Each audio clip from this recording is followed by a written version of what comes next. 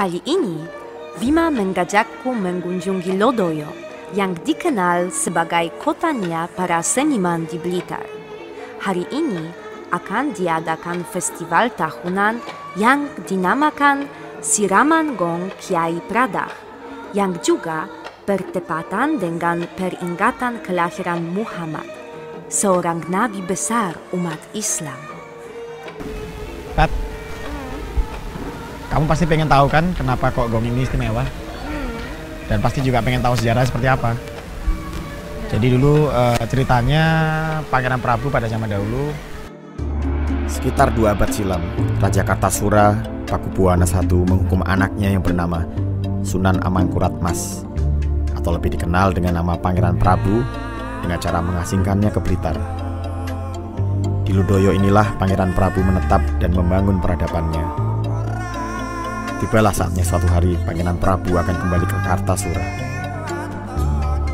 Sebelum meninggalkan Lodoyo, Pangeran Prabu berpesan kepada masyarakat agar selalu memandikan pusaka peninggalannya tersebut setiap peringatan Maulid Nabi.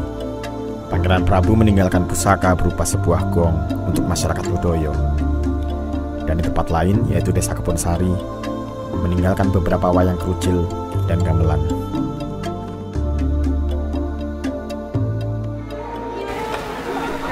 Kenapa mereka lakukan itu? Mereka percaya bahwa air itu mengandung berkah. Magic water. Jadi siapa saja yang bisa minum air dari siraman Gong Kiai Pradah, mereka akan sehat, awet muda, ya, banyak rezeki, dan hidupnya bahagia. Boleh saya mencoba? Boleh, silakan. Mas, tolong diantar ke depan.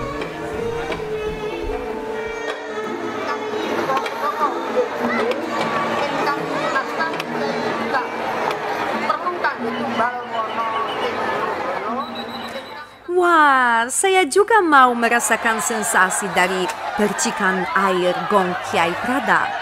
Seluruh masyarakat sangat antusias hari ini.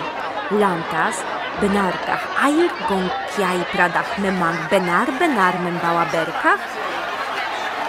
Ya, setidaknya pada hari ini, air tersebut memberi sedikit harapan kepada masyarakat untuk menatap hari esok, setelah melewati hari-hari yang penuh perjuangan demi sesuap nasi.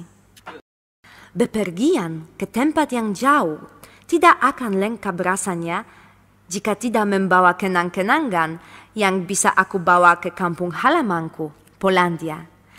Dan Bima tahu persis apa yang aku mau, batik khas Blitar.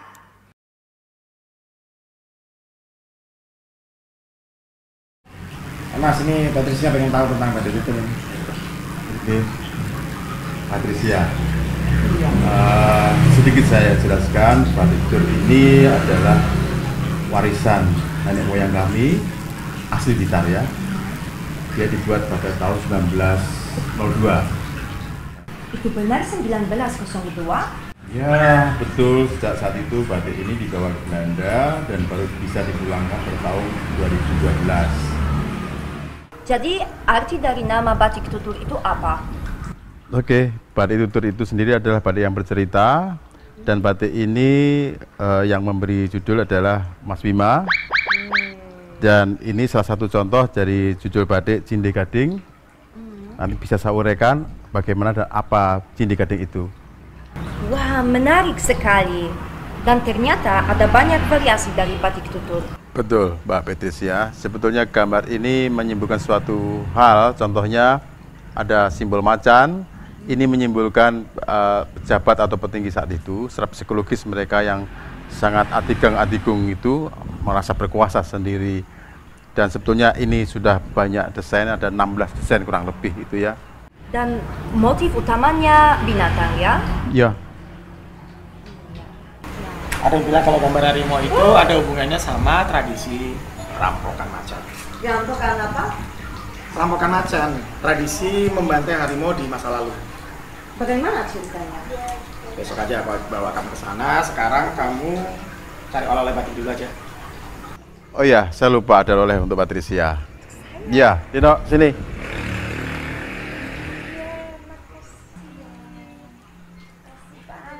Patricia akan jadi bidadari dari surga pakai itu. Iya. Coba dipakai. Blitar yang luar biasa. Bahkan selembar kain ini pun mengandung cerita yang penuh dengan kearifan lokal. Sebuah gambaran tentang betapa tingginya kebudayaan yang dibangun di sini. Aku tahu bahwa di Indonesia, khususnya Pulau Jawa dan Sumatera, pernah terdapat banyak spesies harimau. Tapi hari ini mereka terancam punah. Bima kali ini membawaku sebuah tempat yang dinamakan Pesanggrahan Joyodigdan, di mana aku akan mendapat jawaban atas pertanyaan seputar harimau tersebut. Laporan macan itu berarti populernya pada saat zamannya kakek ini kan ya? Betul sekali. Tradisi rambukan macan itu memang terjadi pada zaman kakek buyut saya bernama Patih Joyodigdo. Jadi Patih Joyodigdo menjabat sebagai Patih Kabupaten Blitar. Patih, seperti Prime Minister, Perdana Menteri. Kurang lebihnya seperti itu. Zaman dahulu, di alun-alun Blitar terdapat tradisi mengadu seekor harimau dengan seekor banteng atau seorang kriminal dengan dikelilingi oleh ratusan prajurit yang bersenjata tombak. Jika sang harimau kalah dalam pertarungan tersebut, maka pertunjukan akan berakhir. Namun, jika sang harimau menang dalam pertarungan tersebut, maka ratusan prajurit tersebut akan mulai menusuk-nusukkan tombaknya ke tubuh hewan buas tersebut. Di tanah Jawa, kebiasaan membunuh harimau sudah dilakukan pada zaman kerajaan kuno, seperti Majapahit. Namun tradisi ini mencapai puncaknya pada masa pemerintahan Amangkurat II dari Kartasura, yang diselenggarakan secara besar-besaran pada momen-momen tertentu, utamanya pada saat menyambut kedatangan Gubernur Jenderal Hindia Belanda. Pada tahun 1910, pemerintah Hindia Belanda mengeluarkan Undang-Undang Perlindungan bagi Mamalia Liar dan Burung Liar, sehingga praktis sejak saat itu tradisi rambukan macan ditiadakan. It's terrible. Itulah mengapa harimau Jawa saat ini punah. Sebenarnya sih belum punah, memang tinggal sedikit. Ini punya kan banyak. Mungkin Mbak Patricia sekarang mau ziarah ke makam Patih Joyodigdo? Ya, sure. Itu di mana? Mari saya antar di belakang. Oke. Ya. Mbak Patricia, ini yang disebut makam Patih Joyodigdo. Masyarakat Blitar itu menyebut sebagai makam gantung. Jadi Patih Joyodigdo itu wafat pada tanggal 11 Maret tahun 1909. Ya, inilah makamnya. The flower? Ya, saya tidak tahu Pak. Oh, boleh.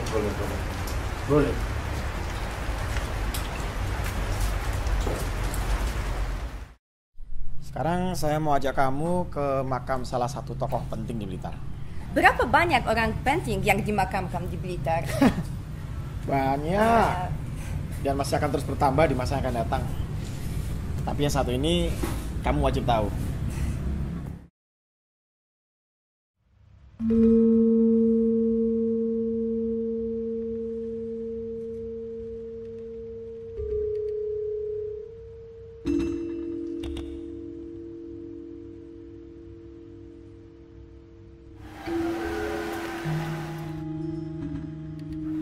Sugeng sonten, Pak. Sonten. Nggih.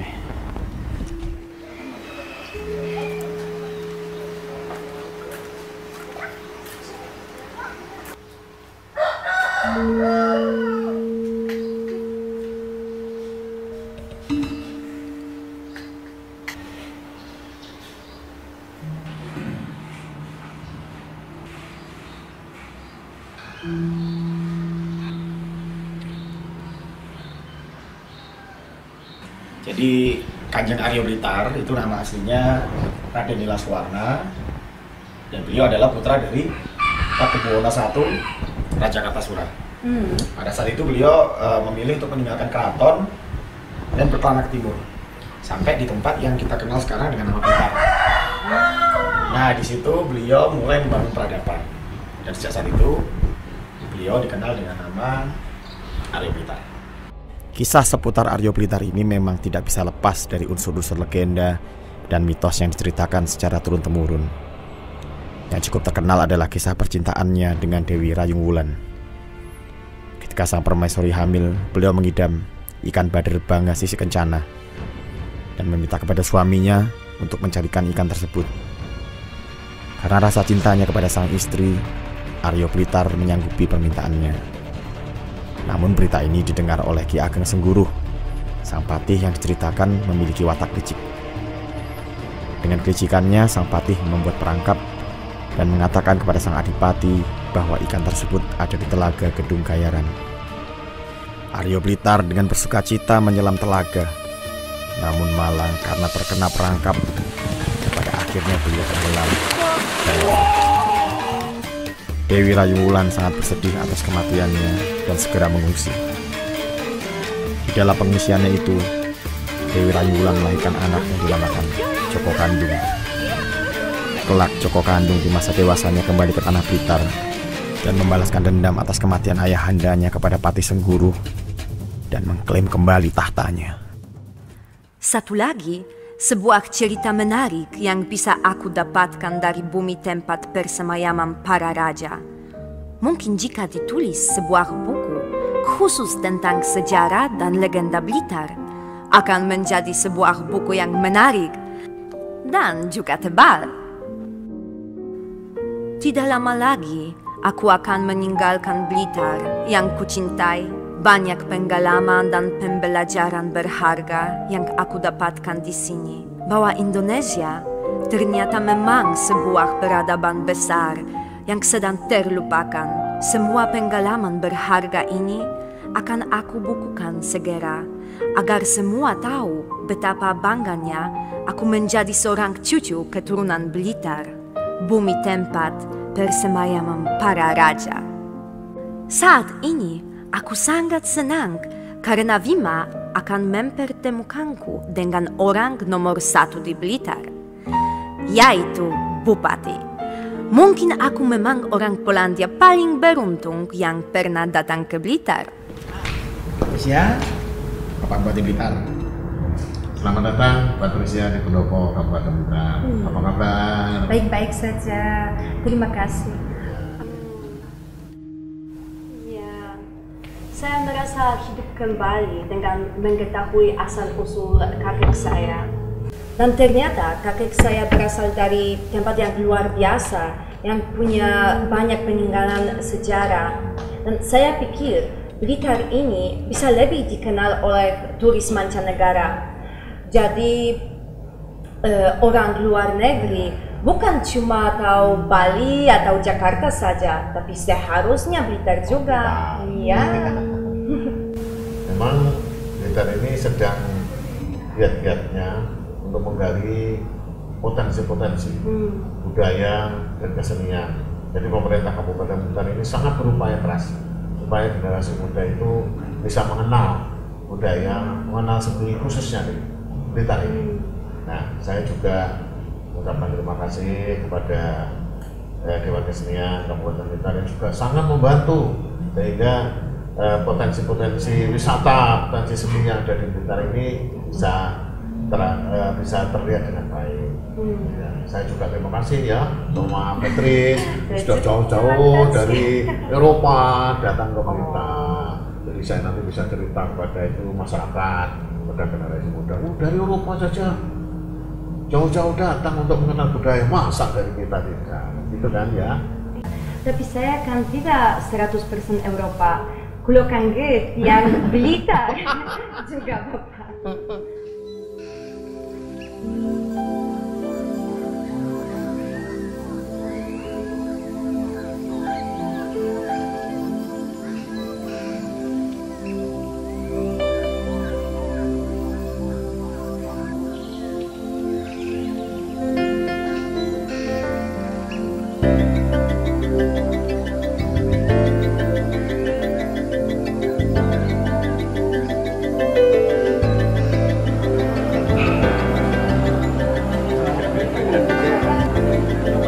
maafkan nama.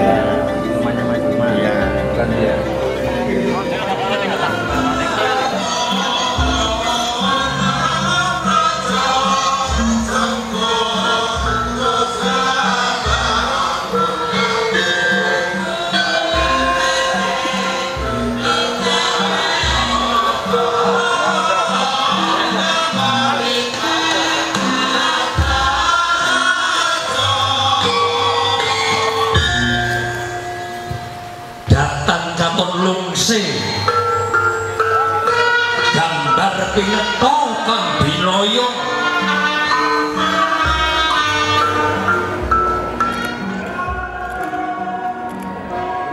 sempurna.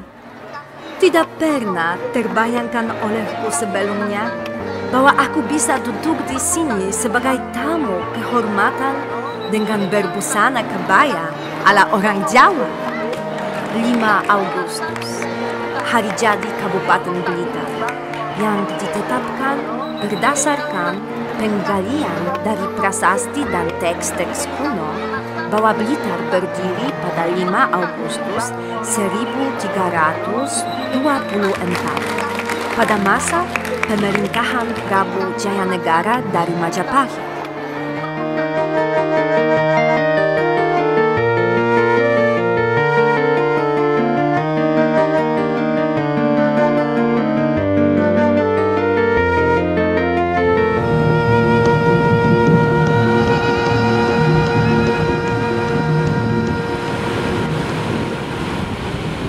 Pulau itu namanya apa? Itu Ya, yang ini di tengah. Pulau Nugroho.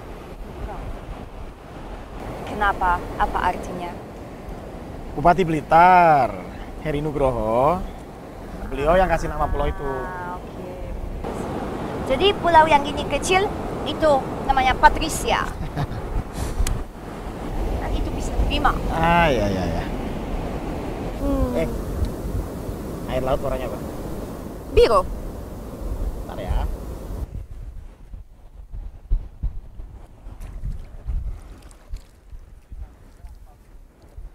Kamu bilang warnanya ini biru? Iya, maksud saya warnanya biru karena cahaya yang dipantulkan dari sinar matahari ya. Semua warna terserap, kecuali biru. Ternyata mata itu bisa menipu ya. Penglihatan kita sangat terbatas oleh persepsi kita sendiri. Yep. Kehidupan sekarang sudah sangat berorientasi material sehingga membuat manusia itu tidak manusiawi lagi. Itulah kenapa kita perlu menyeimbangkannya dengan spirit, rasa. Dan itulah budaya yang penuh dengan nilai-nilai spiritual. Jadi orang yang dekat dengan budaya akan seimbang antara fisik dan spiritnya, sehingga dia bisa menjadi manusia seutuhnya yang siap untuk menebar kasih sayang terhadap alam semesta.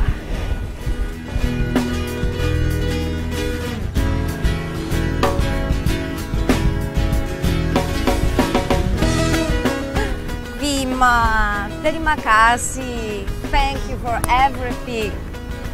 Saya akan senang sekali kalau kamu bisa datang ke Polandia. Bima, kapan kamu ke sana? Kapan ya? Nanti deh kalau Indonesia lolos Piala Dunia, aku ke Eropa sambil jadi supporter Indonesia. Masih lama. Sebentar lagi, sok tahu. Blitar, sebuah cerita masa lalu yang telah datang kembali kini dan akan menjadi cerita masa depan bagiku.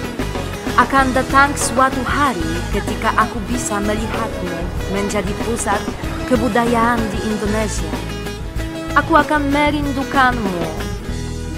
Terima kasih. Blitar, bumi laya ikatan terakhirat. The land where the kings reside.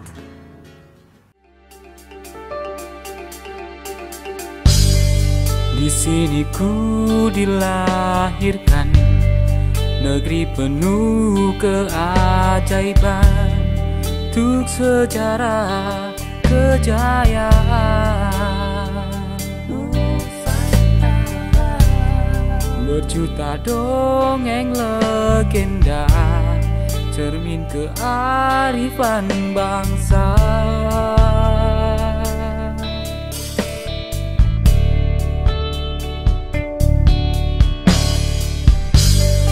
Bersemayam para raja, sang pembangun peradaban, yang mengilhami dan membakar semangat muda, penumbuh jiwa satria, semangat bela negara.